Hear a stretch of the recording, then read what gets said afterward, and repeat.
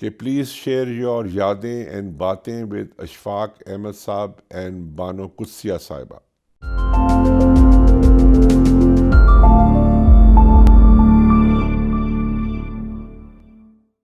Okay جی، اب یہ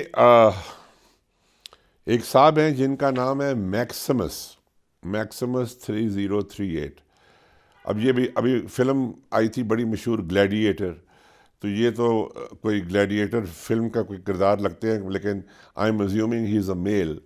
اور میکسیمس صاحب نے پوچھا ہے کہ پلیز شیئر یور یادیں اینڈ باتیں ود اشفاق احمد صاحب اینڈ بانو قدسیہ صاحبہ.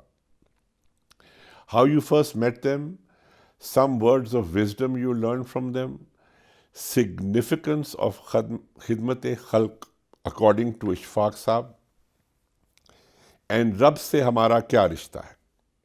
لو جی 5 سوال ہیں ایک سوال میں. تو بیٹا پہلی بات تو یہ ہے کہ جب میں ان سے ملا تھا تو میں تو ایک بچہ تھا، 20-21 سال کی عمر تھی، شاید اس سے بھی کم ہوں گا.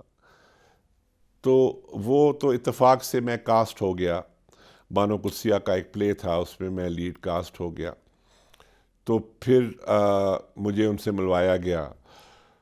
تو انہوں نے جب میری آڈیشن لی تو مجھے ڈر لگا، اس لیے کہ آپ نے نوٹس کیا ہوگا کہ میری اردو کا تلفظ بہت خراب ہے، اور مجھے عدیل ہاشمی نے آج تک معاف نہیں کیا.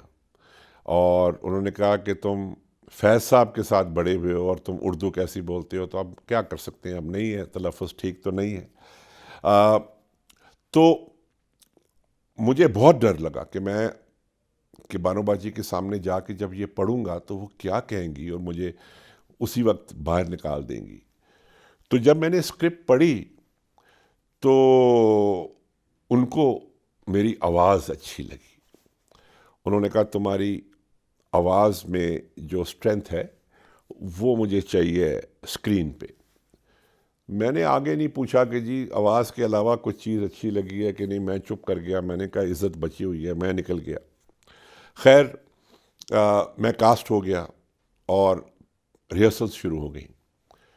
تو جب ریہرسلس شروع ہوئی تو ایک ریہرسل میں ایک دفعہ مجھے اشفاق صاحب نے پوچھا کہ تجھے پتہ ہے کہ بانو تجھے پسند کیوں کرتی ہے؟ تو میں نے کہا جی نہیں. تو کہنے لگے اس لیے کہ تو اردو پنجابی میں بولتا ہے. تو میں نے کہا اشفاق صاحب خدا کے لیے پھر میرا تلفظ ٹھیک کر دے. کہتے نا خبردار، یہی تو تیری خوبصورتی ہے، اردو بولنے والے کم ہیں. تو یہ اپنے آپ کو چینج نہ کرنا. تو شرمندگی بھی بڑی ہوئی کہ دیکھو اردو کا بیڑا غرق کر دیا، اس میں پنجابی ٹھوک دی. اب کیا کریں، نہیں آتی تو نہیں آتی. تو دوسرا آپ کا بیٹا سوال ہے کہ سم ورڈز آف وزڈم. تو گزارش یہ ہے کہ یہ لوگ جو تھے نا، ان کی نارمل گفتگو ہی ورڈز آف وزڈم ہوتی تھی. ورڈ آف وزڈم کا کوئی پیریڈ نہیں ہوتا تھا، کوئی چیپٹر نہیں ہوتا تھا. وہ ہر بات میں وزڈم ہوتی تھی. پرابلم یہ ہے کہ اس وزڈم کو آپ کتنا سمجھتے ہو، کتنا اپناتے ہو، کتنی اس کو ویلیو دیتے ہو. ورڈز آف وزڈم تو آج بھی لوگ بہت کرتے ہیں. پرابلم یہ ہے کہ ہم ان کی قدر نہیں کرتے. تو وزڈم والے بہت ہیں. اشفاق صاحب چلے گئے لیکن اور بہت لوگ ہیں. لیکن ہمیں یہ لوگ پسند نہیں ہیں وزڈم والے، بیکاز یہ ہمیں بور کرتے ہیں. یہ ہمیں کہتے ہیں کہ تم صحیح کام کرو، تم اچھی باتیں کرو، تم محبت کرو، تم نفرت مت کرو. تو یہ تو ہم نہیں کر سکتے. ہمیں تو کانفلکٹ چاہیے، ہمیں تو ہیٹرڈ چاہیے، ہمیں تو ڈس لائک چاہیے. تو کوئی ورڈز آف وزڈم بیٹا ایسی کوئی اسپیشل نہیں تھا. دوسری بات ہے کہ یہ مت سمجھنا کبھی بھی کہ اشفاق صاحب اور بانو باجی کے ساتھ ہماری دوستیاں تھیں. ہماری کبھی کبھی ملاقات ہوتی تھی، بڑی خوش قسمتی ہوتی تھی جب ہوتی تھی. میں ان کا حوالہ اس لیے دیتا ہوں کہ جو ہماری تھوڑی سی انٹریکشن تھی اس پہ جو انہوں نے باتیں کی، تو میں چاہتا ہوں کہ وہ باتیں میں آگے پہنچا دوں. لیکن یہ بالکل اس غلط فہمی میں نہ رہنا کہ ہم روز ہینگ آؤٹ کرتے تھے اور ہم شام کو بیٹھ کے گپ شپ لگاتے تھے. ہماری کیا اوقات تھی، وہ بڑے لوگ تھے، ہم ینگسٹرز تھے، لیکن یہ ہے کہ اللہ تعالیٰ دونوں کو جنت نصیب کرے. دے ور ونڈرفل پیپل، اور ایسے لوگ پاکستان میں بہت کم ہیں. اور چوتھا سیکشن اس سوال کا یہ ہے کہ سگنیفیکنس آف خدمت خلق اکارڈنگ ٹو اشفاق صاحب. تو بیٹا اشفاق صاحب نے خدمت خلق کی کیا بات کرنی ہے؟ خدمت خلق کی بات تو ساری دنیا کرتی ہے، آپ کا مذہب کرتا ہے، اور کسی بشر کی مدد کر دو وہ خدمت خلق ہے، اس پہ کوئی فلسفہ تو ہے نہیں. آج گھر سے باہر نکلو گے، کوئی بچہ ہوگا، کوئی بڑا ہوگا، اس کے ساتھ بیٹھ کے 2 منٹ بات کر لو گے. اگر کوئی ہزار بند بیچ رہا ہے تو اس ہزار بند اس سے خرید لینا. تمہارے پاس بہت ہوں گے اور ضرورت نہیں ہوگی، لیکن یہ اس کی ضرورت ہے، یہ تمہاری ضرورت نہیں ہے، تو خرید لینا. یہی خدمت خلق ہے. اور میں پہلے بھی اپنے انٹرویوز میں کہہ چکا ہوں کہ ہم نے عیدی نہیں بننا، وہ ہمارا کام نہیں ہے. اشفاق صاحب کہتے تھے ایک کی زندگی ٹھیک کر لے گا تیری موت ٹھیک ہو جائے گی. ایک کی بات کرتے تھے، اور ہم نے ایک کو ہی ٹھیک کرنا ہے، ہم نے محلے کو ٹھیک نہیں کرنا.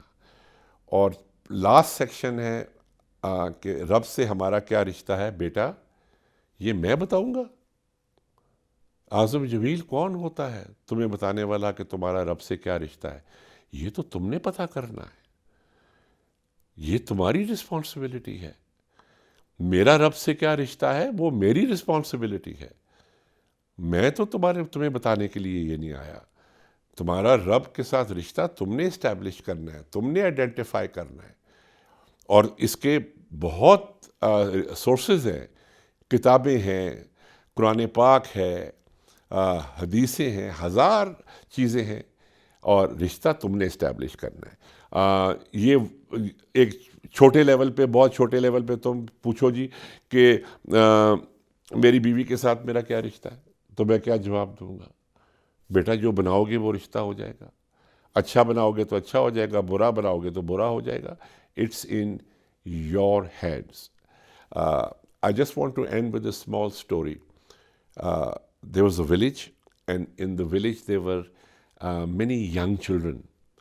And there was this old man who was very sensible. And the young children didn't like the old man because he knew all the answers. And one day they decided to trick him. They said, yaar, aaj is babe ko pakadna hai.